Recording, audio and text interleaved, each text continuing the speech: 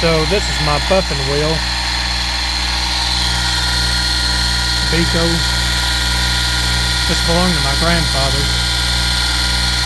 And of course, you know, we use it for grinding purposes, sharpening stuff here and there.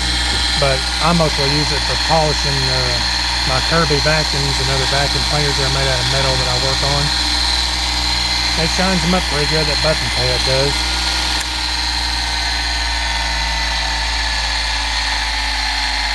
It's getting about time to replace it, that pad, because I polished many Kirbys with it. It's kind of wearing out some. I don't know the exact age of this thing. I want to say it was made in the 70s, but I'm not 100% sure. All I know is that it belonged to my paternal grandfather. And of course my dad took it whenever he passed. But it does a pretty good job. It's been pretty handy cleaning up and sharpening stuff.